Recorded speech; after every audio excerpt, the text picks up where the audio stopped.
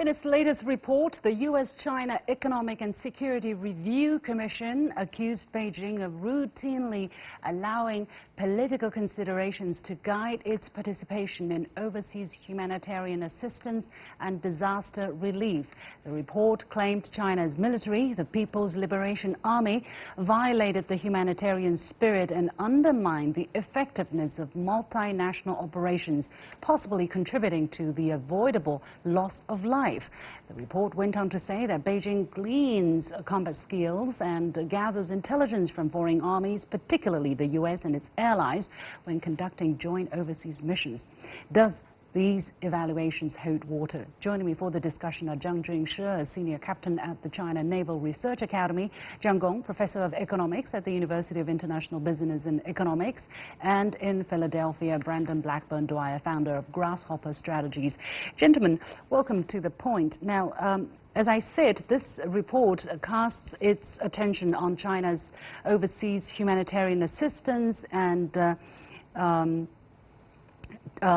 similar missions, disaster relief missions, basically, is what's abbreviated HA&DR missions. Basically, it says when China sends these missions abroad, its primary goal is not to help the people in need in those disaster-stricken areas, but rather to gain soft power, to learn from or to steal skills and tactics from its international counterparts who are possibly more developed in these fields, and or to gather intelligence from either these counterparts or some other kind of intelligence. I do not know exactly why.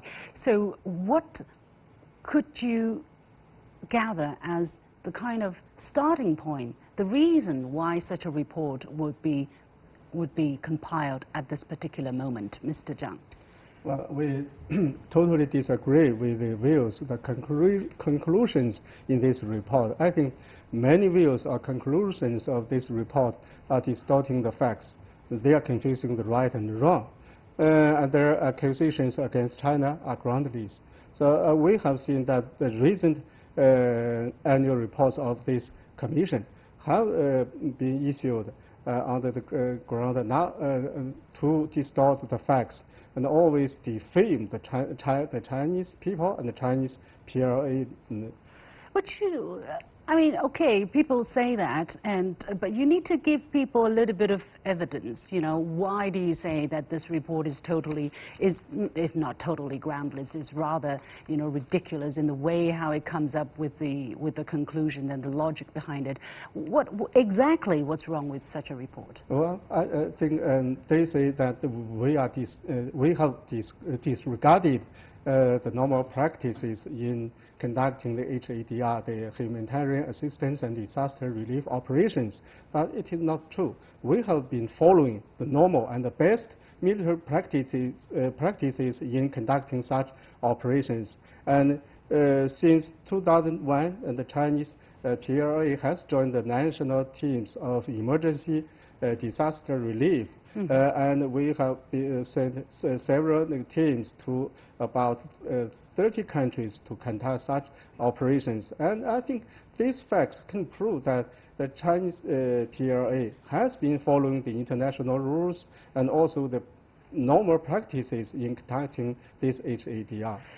Well, they obviously don't agree with that, right? Zhang, I don't know what is your impression after reading this. And it puts words like, at times, the PLA at times willfully disregard best practices for humanitarian needs, suggesting Chinese leaders may view it less as a global good than an instrument for influence. And you actually don't find very strong evidence, because most of these evidence that they use for supporting their argument come from the United States, or often comes with words like likely or it appears. Right. I was just about to say this. I mean, first of all, let me say that there's some good things that's being said in this report about the PLA's humanitarian assistance actions in the past. So I have to be a little bit. I think overall it's definitely biased, and I think it's a reason it's biased because of the broader political climate in Washington, D.C. Now, there are two things that were raised in support. I think there's a very tenuous support, evidence support for this. One is it cites the example of China's involvement in the the Nepal earthquake several years ago. Yes. And it cites some evidence buried in a footnote. Somebody said this, and I think there are also technical reasons why the Chinese operation in Nepal does not coordinate or does not cooperate. I mean, there's things that we don't know very well. I mean, there's all one-sided issues. The second thing about intelligence gathering and also learning from American military stuff, I mean, I think it's very intense. Even as it's not a professional as you are, as an amateur. And it cites, for example, that the exchanges between the U.S. Army and Chinese PLA is very limited.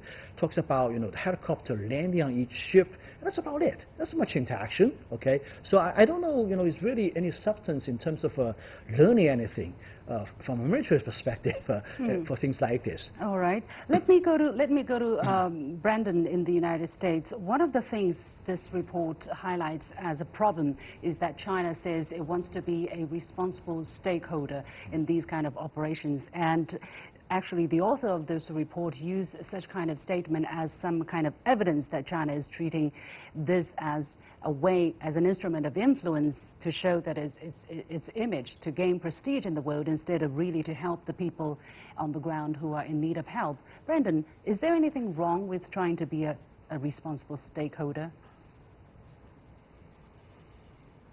No, there's not.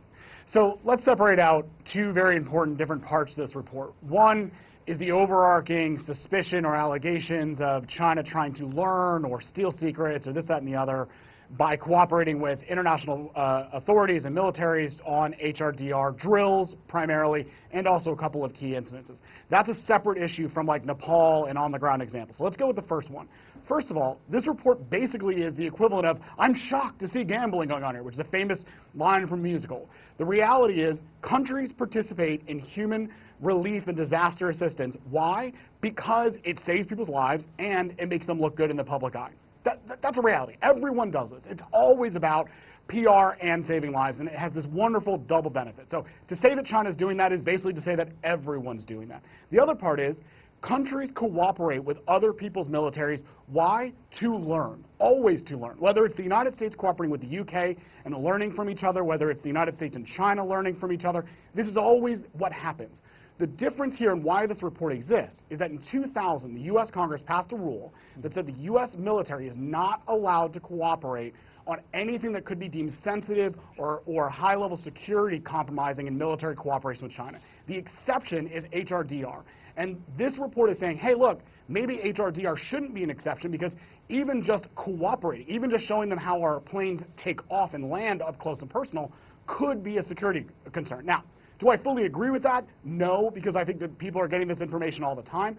But if we're just going with the basis of, is this an opportunity for the Chinese military to learn from the rest of the world, copy best practices, learn them? Absolutely. It's why everyone cooperates with each other. It's why basketball players practice with the other best basketball players, because they want to learn what works. And so China's out there learning what works. And if we're going to complain about that, we should complain about anybody that's ever cooperated with anybody and learned anything in the process, which is all humanity. There is actually a separate box which tries to answer the question, do U.S.-China HADR exchanges present a national security risk?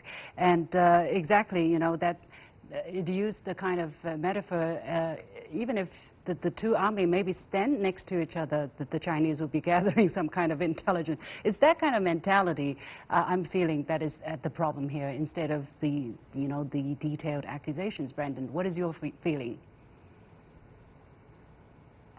I mean, this is what happens when anybody stands next to each other. When I visit my competitor's business office, I learn something. When I live in China and I did business in China, I learned something about the economy of China. Does that give me an advantage to do business with people? Absolutely. Does it give a military an advantage to learn and understand the tactics it's the other way around as well, right? Or a potential competitor? Yeah. Absolutely. Yeah, let me go to, yeah, that's what I'm saying. This is one of these both sides are learning. Sure. Why? I mean, I think people are overreacting. Let me come back to our guest here in the studio, Professor Zhang. What is the Chinese way of looking at? I mean, we do participate in drills, joint drills. We do participate in these kind of humanitarian missions. How do the Chinese really look at these kind of missions?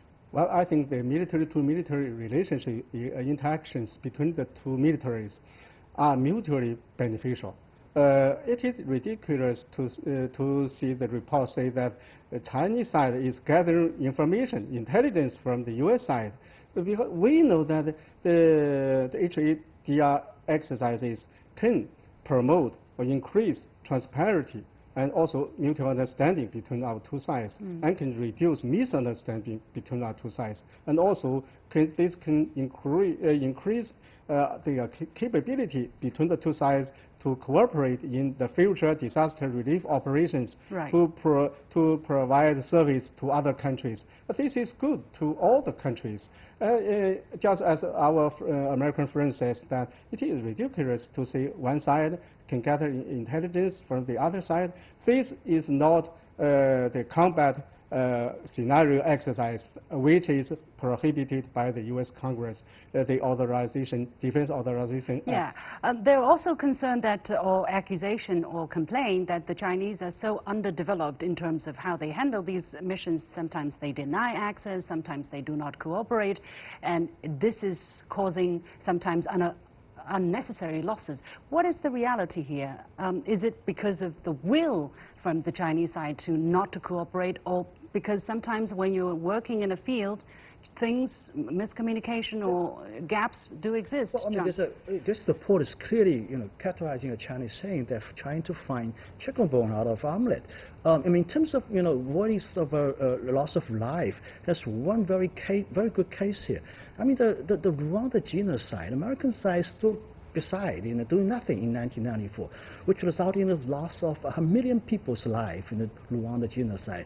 And how can this, the American side claim that, operations like this could possibly lead to loss of lives for a reason like this? So I think, and also more recently, let's look at Trump's actions towards, for example, the hurricane in Puerto Rico, his treatment of victims of the Haiti earthquake. I mean, these things add up. And how can an American government claim that something like this could lead to a acquisition like this? Well, that's a common question to me as well. Well, we have to leave it there. Many thanks to my guests, Zhang Junshe, Gong, and Brandon Blackburn-Dwyer, joining us from the United States. And with that, we come to the end of this edition of The Point with me, Li Xin. As always, you can follow me on Facebook and Twitter using the handle The Point with LX. Download the application called CGTN to watch the show on your mobile devices, or go to YouTube and look for CGTN The Point. Thanks for watching.